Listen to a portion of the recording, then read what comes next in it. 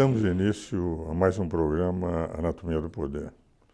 Vamos todas as semanas, já há mais de 5 anos, ao lar dos brasileiros de todos os estados do Brasil, procurando mostrar o que é o poder público, privado, da imprensa, sindical, acadêmico, através da figura dos que o detêm.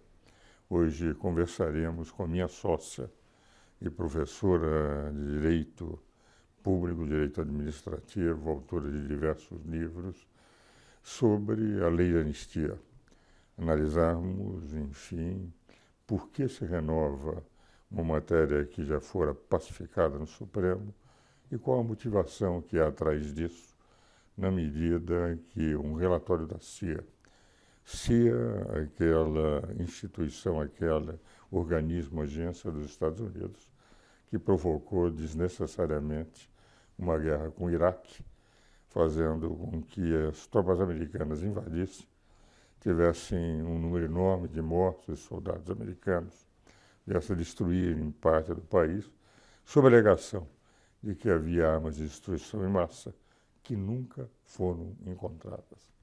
Exatamente nesse relatório que agora se pretende renovar o debate se deveria ou não ser revogada a lei da anistia.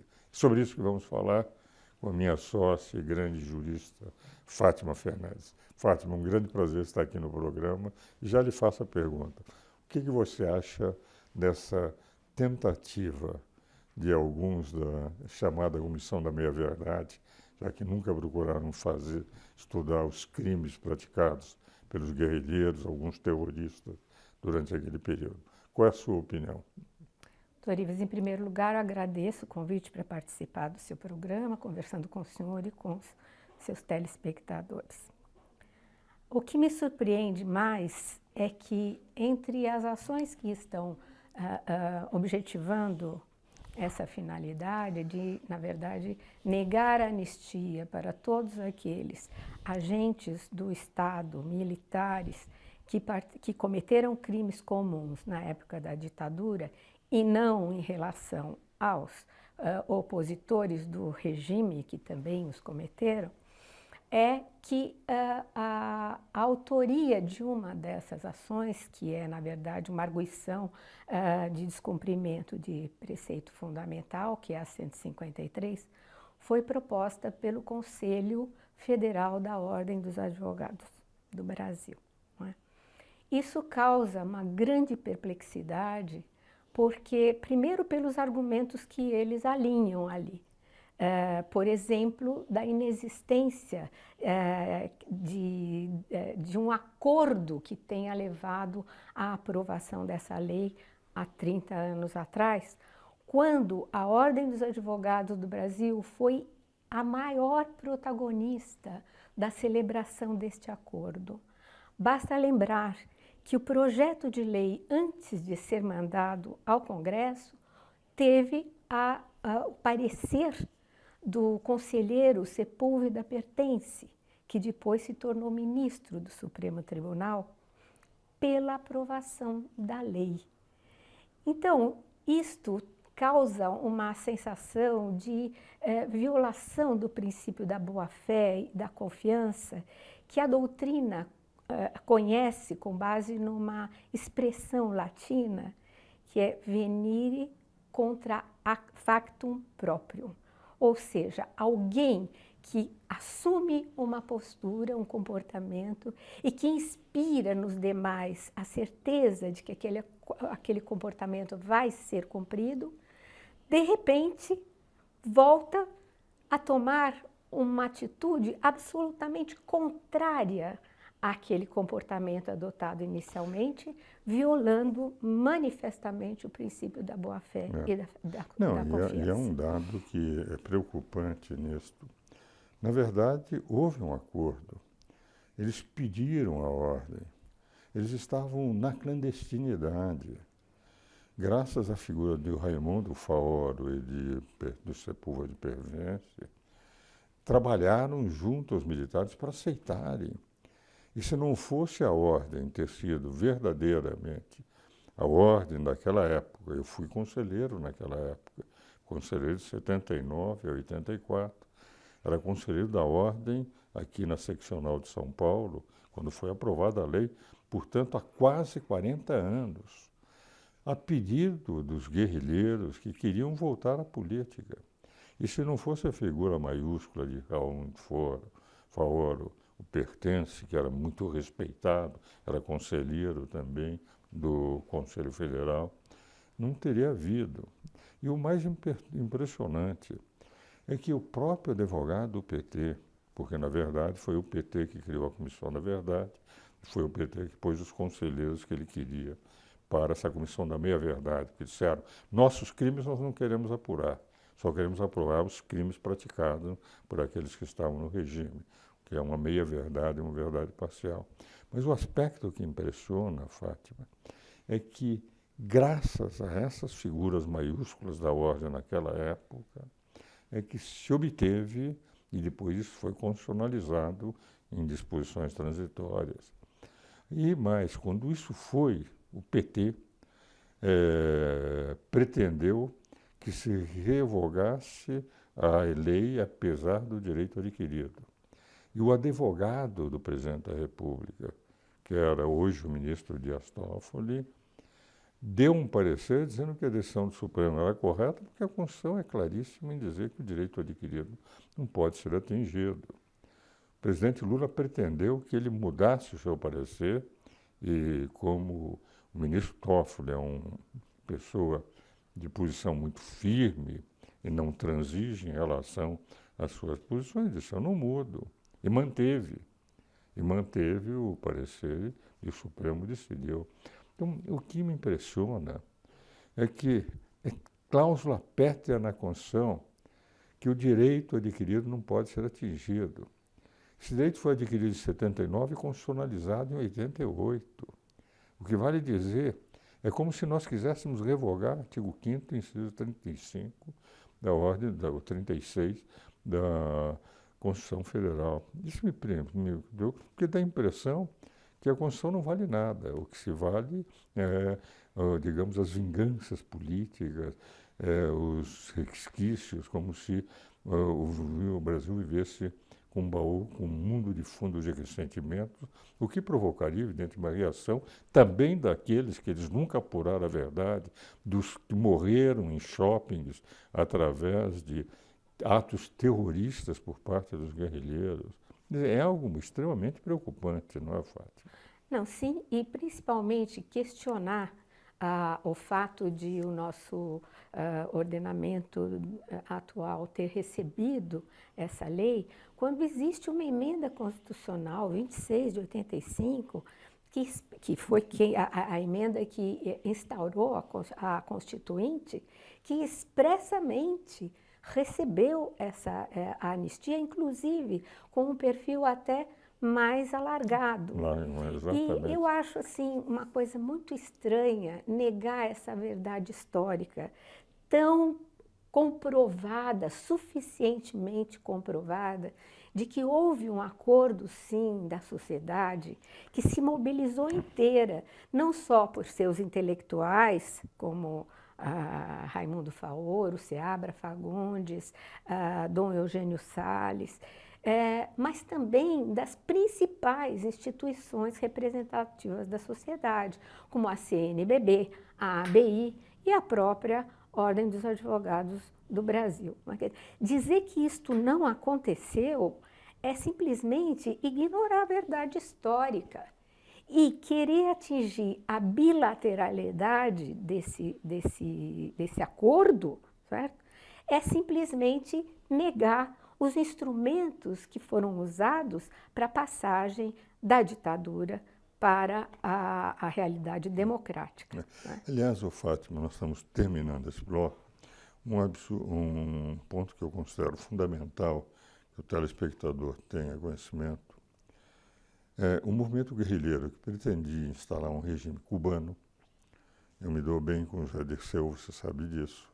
Apesar de divergir em tudo, fizemos inúmeros programas de televisão juntos, seja no Ferreira Neto, seja com a Maria Lídia. E nesses programas de televisão divergimos em tudo, mas sempre nos tratamos com muito respeito. Mas é uma frase em que eu até disse a ele, numa das conversas, como é que você pode dizer algo semelhante? Disse, eu me sinto muito mais cubano do que brasileiro. Eles pretendiam implantar um regime cubano, uma ditadura semelhante a Fidel Castro. Eles atrasaram a redemocratização, porque aquele momento em que, durante 3 anos, principalmente, de 69 a 71, tiveram momentos assim de grande violência, com atentados terroristas, inclusive, e mataram, provados, 129 pessoas, os, os guerrilheiros. Um grupo que veio assumir, entende, não percebeu que foi quando terminou o movimento guerrilheiro que entramos nós, advogados, eu fui conselheiro na época, a lutar pela redemocratização e trazer da clandestinidade essas pessoas. Graças a isso, nós tivemos uma redemocratização sem sangue. Foi a melhor das armas, que não é dar tiros, mas é a arma da palavra que nós utilizamos e que permitiu a redemocratização. Fomos nós, conselheiros da ordem, membros do Instituto dos Advogados, principalmente em São Paulo. Eu era vice-presidente, depois fui presidente do Instituto, lutando por isso é que conseguimos. Então, dizer agora que não houve acordo, é evidentemente enxovalhar a verdade histórica. Vamos agora aos nossos comerciais e vamos continuar falando nisso na segunda parte.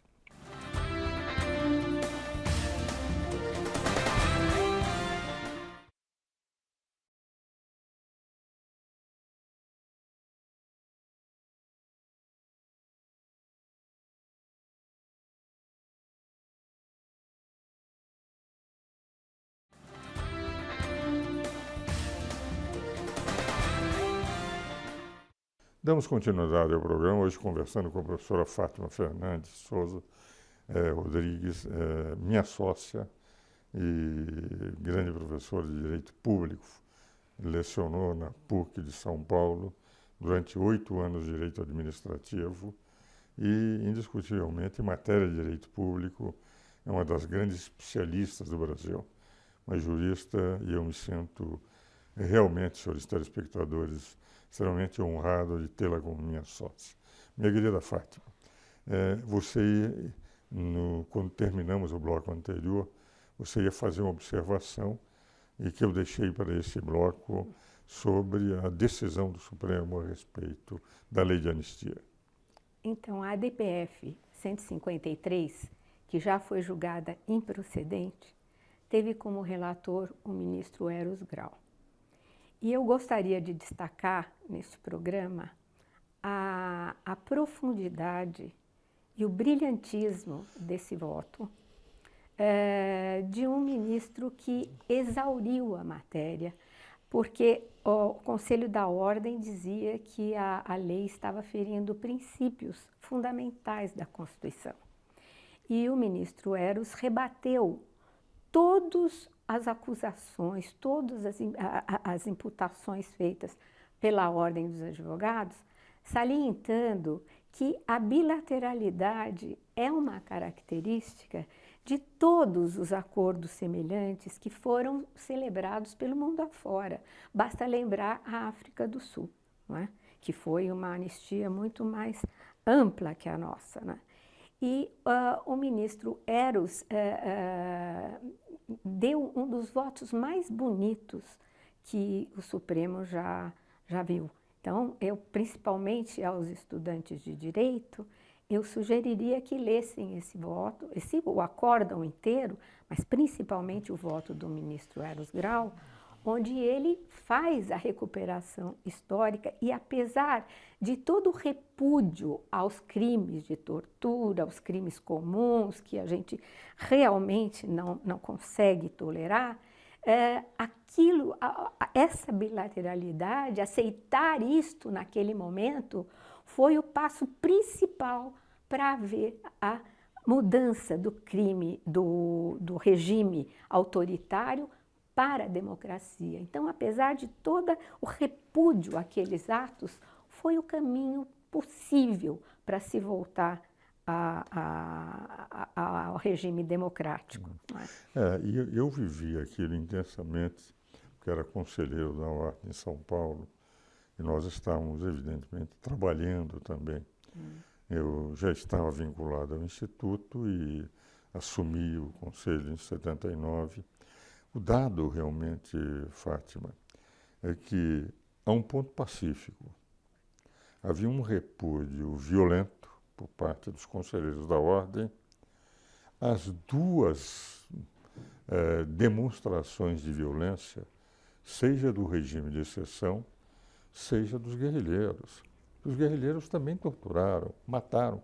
Aliás, atos terroristas é o que é o pior. Se alguém está passeando num shopping, numa praça, e lançam bombas, isso é o que é de pior, porque este é o inocente dos inocentes. Quando um guerrilheiro pega armas contra um militar reage, eles estão lutando cada um por uma posição. Agora, o cidadão que não tem nada com isso, é uma bomba que estoura, isso é o que é de mais grave.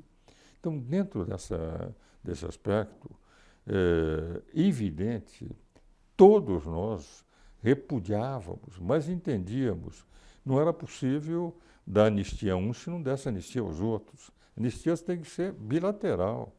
E foi isso, trabalhando, conversando com os guerrilheiros da época, que estavam quase sempre na clandestinidade, é que se trabalhou esse acordo em que a Ordem foi, digamos, o grande instrumento. E é interessante, a partir de 79, nós passamos a ter todos esses cidadãos falando, eu fiz programas 79, 80, 81, 82, com Ferreira Neto, com o Genuíno, com o José Dirceu, com todos eles. Ferreira trazia todos para um debate amplo. Nós tivemos as eleições, entende, com o senador Fernando Henrique, etc., aqueles que se opuseram ao regime. O Ulisses Guimarães era meu amigo, entende? O Ulisses era o chamado anticandidato, cada vez que ele candidatava à presidência da República numa eleição indireta, sabendo que ia perder. E fizemos uma redemocratização sem sangue, graças à lei de anistia. Entende? Agora, dizer, todos que mataram, entende, guerrilheiros, são criminosos. Agora, quando se matou cidadãos comuns, etc., não. Porque eram guerrilheiros e tinham o direito de matar. A impressão de um 007 às avessas, o direito de matar que se tinha. É evidente que a lei representou o grande passo para a redemocratização.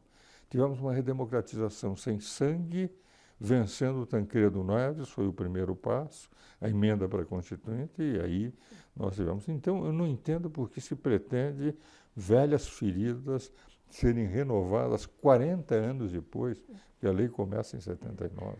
Não, e depois falar que essa lei significaria uma autoanistia, porque não teria havido esse acordo, se poderia até dizer que seria uma autoanistia se ela tivesse vindo por um ato institucional. Claro. Mas diante deste cenário de um trabalho, de uma luta que mobilizou toda a sociedade para conseguir esse acordo que permitiu a volta à democracia, é um comportamento absolutamente ininteligível. Não é? Então, e eu acho o seguinte, por que é importante falar sobre isso neste momento? Já que a DPF 153 foi julgada improcedente. Porque existe embargos de declaração pendentes de apreciação nessa ação, e existe uma outra DPF, número 320, que foi, o autor é o PSOL, que levanta de novo todos esses temas. E aí traz a consideração de que o Brasil estaria descumprindo acordos internacionais, a Convenção de Direitos Humanos, que o Brasil teria que observar, porque seria vinculante. Acontece que esses precedentes ou são posteriores à lei, e, portanto, a lei não pode ter ferido algo que foi posterior a ela, ou então eles alegam convenção internacional ao qual o Brasil não aderiu. O Brasil não assinou esses acordos. Então não pode, e principalmente porque no nosso ordenamento nós só aceitamos que a matéria penal seja tratada por lei interna, formal e materialmente, e não por normas internacionais. Não, e essa tese que, aliás, você acaba de apresentar, de que o crime de tortura é imprescritível. Legislação absolutamente posterior ao acordo, internacional, não aplicada, como você diz, ao Brasil, e que revogaria uma cláusula pétrea da Constituição, que diz que o direito adquirido, como é que eu vou aplicar uma lei posterior de um direito adquirido anterior, sob a alegação que, apesar de não estar no Brasil, ela foi feita no exterior e que nós temos que seguir os princípios do exterior, aplicando ao Brasil, pisoteando o direito brasileiro, como se não representasse nada, na medida que, como você disse, formal e materialmente, não houve disposição. E se houvesse no Brasil, seria inconstitucional. Não, e acaba caindo num paradoxo, porque dizer, por exemplo, que o Congresso, naquele momento, não tinha legitimidade para aprovar esta lei, que por causa de senadores biônicos, e que a lei foi sancionada por um general que não tinha sido eleito pelo povo e tudo, leva ao paradoxo de, então, se considerar inválida toda a legislação anterior à Constituição e a própria Constituição, porque a Constituinte foi conformada por esse Congresso. Então, dizer que o Congresso era espúrio e que, portanto, essa lei não é válida por causa disso, é um paradoxo, acaba levando a desconsiderar a lei Foi o Congresso que elegeu o Tancredo Neves e o Sarney, este Congresso, derrotando o candidato do regime militar, que era Paulo Maluf. Ao ser eleito Sarney, como Tancredo veio a falecer, ele convocou a Assembleia Nacional Constituinte pela emenda 26, evidentemente, eleito por esse Congresso que eles consideraram espúrio, o que representaria que não poderia ter a ver nem a emenda constitucional, nem a Constituição. Não, se nós analisarmos efetivamente a ilogicidade, a injuridicidade, a ilegalidade, a inconstitucionalidade, a irracionalidade do que está pretendendo, nós chegamos à conclusão que, se por absurdo dos absurdos isso viesse a prevalecer, deixaria de haver regime jurídico no Brasil. Exatamente. Não haveria mais o Estado democrático do Brasil. A lei não valeria nada, a Constituição não valia nada, os direitos adquiridos nada, as cláusulas pétreas seriam pisoteadas, porque na prática nós estaríamos prevalecendo o direito de vingança daquilo que, evidentemente, queremos deixar para os telespectadores, a Fátima e eu, nós repudiamos todos aqueles atos que foram feitos pelos militares e pelos guerrilheiros, alguns terroristas. Mas foi colocada uma pedra de caldo para dizer o seguinte: o Brasil vai começar a partir de agora com uma nova mentalidade. Esse foi o espírito. Exatamente. E, de qualquer forma, não se pode esquecer a história. Todas as leis têm que ser interpretadas dentro do seu contexto histórico. Não é? E é impossível esquecer o que aconteceu naquele momento. Agora, só mais um aspecto. Aquela composição do Supremo Tribunal que julgou que não acolheu a ADPF, ela foi mudada. Hoje, daqueles ministros, só estão no tribunal 5, sendo que o ministro Lewandowski decidiu pela procedência parcial daquela ação. Então, há 4 ministros que decidiram sobre a improcedência da ação. Não se sabe como os novos ministros que passaram a compor a corte a partir de então vão considerar esse tema.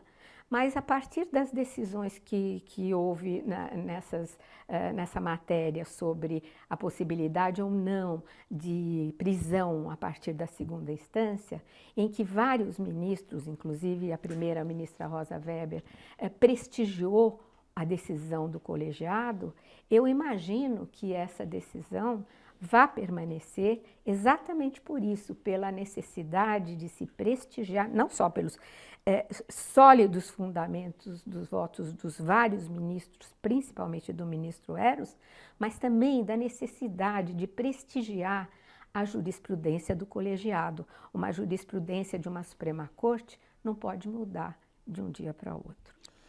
Senhores telespectadores, com isso nós estamos encerrando. A minha esperança é que, efetivamente, por respeito exclusivo à Constituição, independente da composição, Fátima, não há a menor possibilidade de se aceitar. Se o Supremo vier a aceitar, nós estaremos sem direito no Brasil. E o Supremo é constituído de grandes juristas. Encerro esse programa convidando-os novamente, depois de agradecer à professora Fátima, a assistir no próximo programa. Espero-os novamente no próximo domingo.